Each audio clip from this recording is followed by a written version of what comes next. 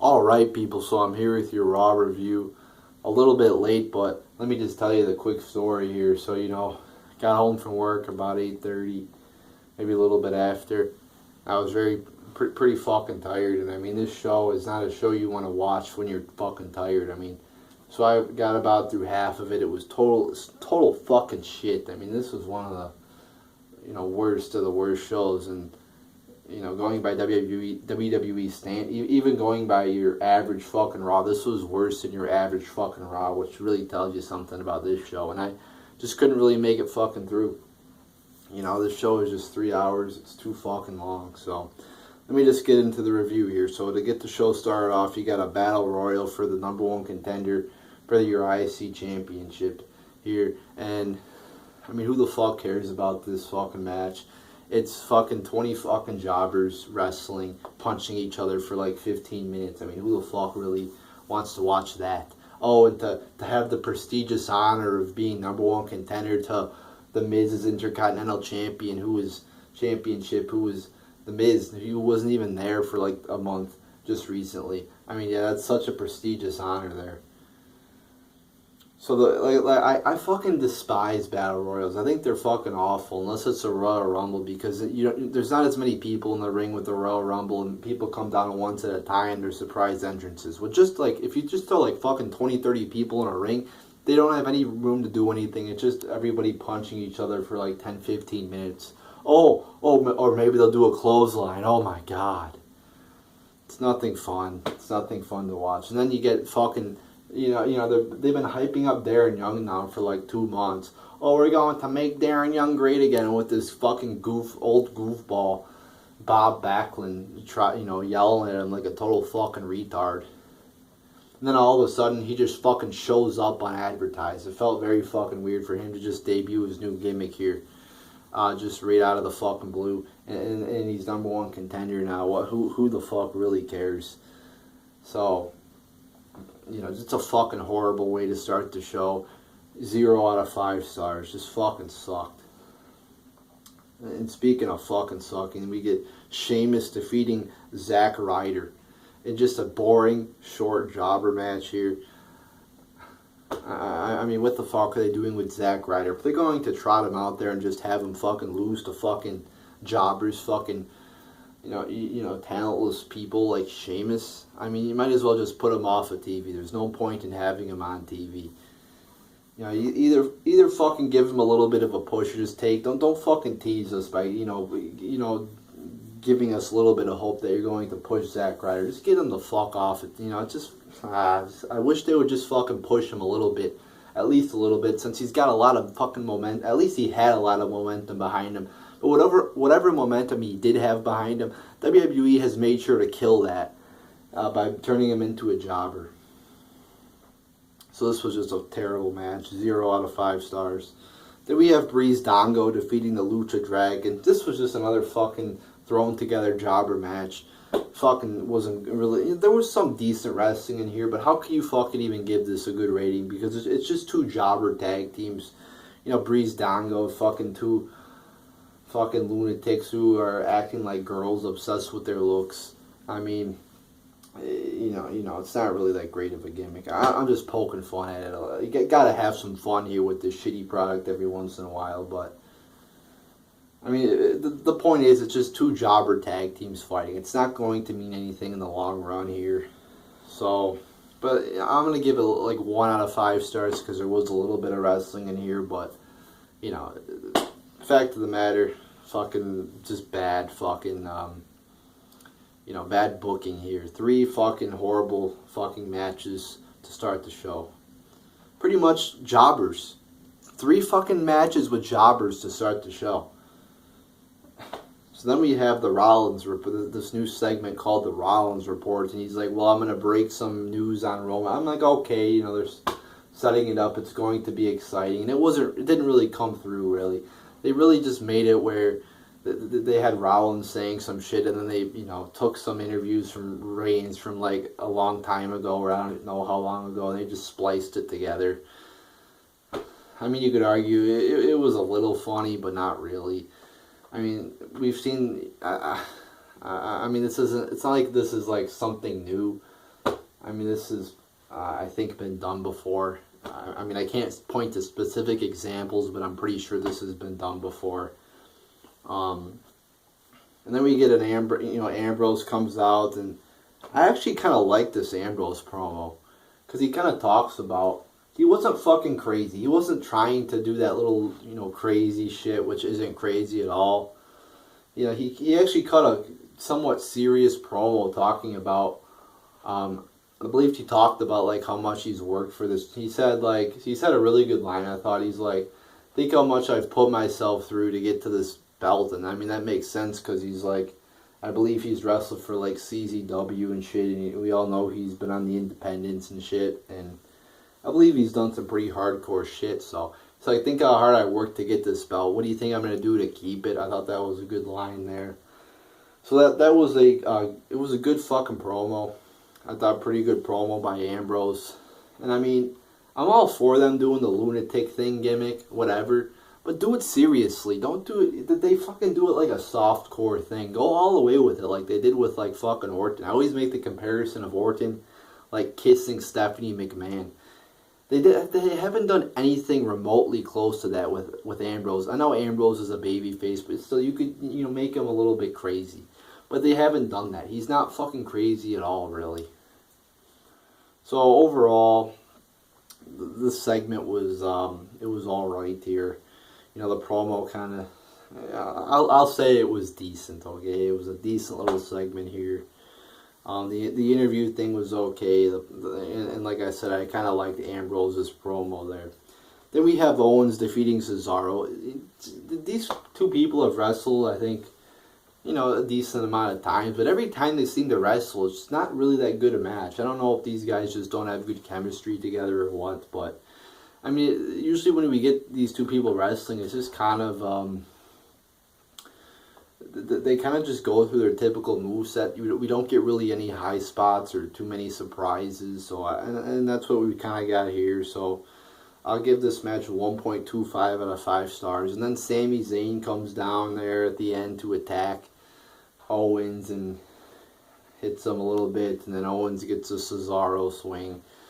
I would have preferred more build to a fucking match. Like, this is only 1 week, but still they could have done more to build to this match than, like, Sami Zayn just hitting Owens for, like, a minute. Or attacking Owens for a minute. It's like, you got a fucking 3-hour show. You might as well fucking do something to build to the fucking match. And instead of this, I mean, you have fucking time. Then we get Titus O'Neil defeating Heath Slater. And just a fucking... Here we go again with these fucking jobber matches. 0 out of 5 stars. Just fucking terrible. Then we get the New Day at the Jobber family, or we'll go back to calling them the Wyatt family now, okay? Since they're in a fucking, I assume it's going to be a tag match now at the next pay-per-view. So they have lost their Jobber family name. They are now back to being called the Wyatt family now. So I know a lot of people were saying, you call them the Jobber family, whatever. But no, we are not going to call them the Jobber family anymore. They are the Wyatt. They're back to their old name. So we get the New Day showing up at the Wyatt family compound, and I didn't really like it. It was okay. I wish they would have made it seem more of like a wrestling segment. It kind of seemed more of like a movie, where it was like it was pre-made. It was more of like a vignette sort of thing.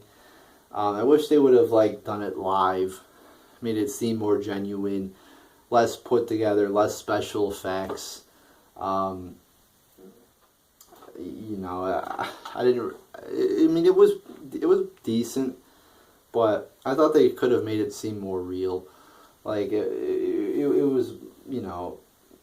I just didn't like it. Like I said, it kind of seemed like more of a movie, as opposed to a wrestling segment, which is supposed to be like live. And I mean, I assume because they were kind of playing off the TNA Final Deletion shit or whatever the fuck with Matt and Jeff Hardy here, but I still thought they should have made it seem a little bit more real. But I still I liked the idea, thought it was decent here. So then we get and from what I saw in the fucking segment, I mean, there was some good shit in there, good moves, but like I said, there's nothing better than watching something live. It seems more real like that, and I thought it would have been better to fucking see it live, or at least made it seem a little bit more real as opposed to like, pre-done, pre-made. I just didn't like that aspect of it, but I mean, it was a decent idea. It was something new, something more unique. Then we have Enzo Amore and Colin Cassidy in the club cutting a promo. It was kind of a typical promo. You got Enzo and Cass saying, well, if we're going to take Cena's spot, we're going to fight for it and do it the right way.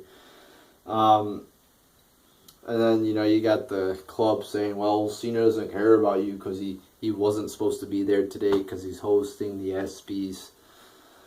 So, yeah, just like a typical fucking promo there, nothing that great. And then we get my bad, Enzo Amore and Colin Cassidy in the club ending in a disqualification. It was only Anderson and Gallows, not Styles in the match, but that match would end in a disqualification. Not that good a match. I don't know, just a fucking typical tag match there, nothing too great. And then you got fucking Cena coming. I kind of like the idea of Cena coming out because you didn't expect it. You thought he was there. You're like, oh, fuck, Cena's...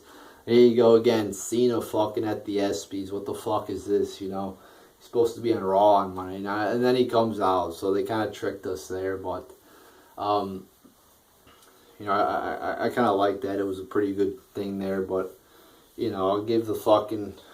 Overall, I'll give the fucking segment here 1.25 out of 5 stars. Still, the match was pretty shitty, and it's still Cena, so you can't really get too excited. It's not like he was returning from anything, but I thought it was a pretty good little thing there to bring Cena out there. Then we have Sasha defeating Dana Brooke, and just oh my god, this was a torture. And why is this the fucking main event? This is your last fucking... Not really... You could argue the Vince promo was the main event. Some people like to say the main event is the last match, whatever. But the point is, this was your last fucking match. And it's Sasha Banks versus that fucking horrible fucking wrestler. Dana Brooke is obviously not that great a wrestler. I mean, I haven't seen any good shit from her that's really impressed me. This was just a fucking terrible fucking match. It was long. The crowd was fucking dead as shit. And it was boring as shit. 0 out of 5 stars for sure here. I mean, oh my god, this was fucking horrible. See, I'm yawning now because, the fucking match was horrible. It's horrible. Horrible fucking match. Oh. I mean, I've been saying make the Divas matches longer, but, I mean, do some good shit. I mean, you had fucking 10, 15 minutes. I mean, either Dana Brooke fucking sucks or they got to get their shit together. I mean, this match was just terrible. But anyway, then we have your Vince McMahon promo. I'm starting to yawn. I don't know if it's I'm starting to fucking yawn. And maybe it's because the show fucking... I'm getting the urge to fucking yawn. I don't know if that's because I'm just reading through a boring list of shit here, or what the fuck. I mean, it is pretty fucking late at night here, but I don't know what the fuck there. But I will try not to yawn here. But anyway, we get Vince McMahon coming out to cut his promo there. Of course, Vince is the main event, and then so he's going to announce the commissioners of Raw and Smack. And you're thinking, okay, maybe we'll get something good here, Maybe we'll get some good shit. Because you assume it's either going to be, I mean, the two logical choices, I guess, are, Stephanie and Shane. Well, maybe we'll get some surprises or whatever. So you're thinking it's the main event, okay, we're going to get some surprises. So he comes out there, two people, Stephanie and Shane each, begging their cases to Vince. And then he's like, well, Shane, you're the SmackDown commissioner. And Stephanie, you're the Raw commissioner. I'm like, okay. It's nothing really exciting there. I mean, who the fuck really cares? I made a video talking about, ranting on Shane and Stephanie McMahon and how that storyline has totally fucking sucked. with like Stephanie coming out there, oh, we're gonna have this match, and then all Shane does is like, well, okay, sounds like a great idea, Stephanie. You know, the fucking storyline between those two people is fucking sucked. And then Vince goes, well, next week we're going to name the fucking GMs. I'm like, whatever. So we got a segment. We'll see how that is next week. But for this week, I mean, it wasn't anything good. All they announced was they're going to do something next week. That was pretty much the whole fucking segment. We're going to do shit next week. I mean, they announced Shane as your SmackDown commissioner, whatever the fuck that means, and then Stephanie is the Raw one. So, I mean, wasn't really anything too good.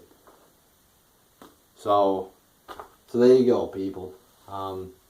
Show fucking sucked. I mean, nothing really that good here on the show. I mean, it wasn't. You had a good thing there with the Wyatt family and the New Day. And, I mean, the Ambrose and Rollins thing was, like, decent. But other than that, everything else was fucking garbage. I mean, a lot of fucking jobber shit on the show, it felt like. And the show was, like I said, not fucking good, people. So, overall, I'm going to give this show a half star out of 10. Fucking, I'll give it a star out of 10. But fucking shitty, pretty fucking shitty show tonight. So there you go, people. Not tonight, on Monday. Today's fucking Wednesday. There you go, people. There's your Raw review.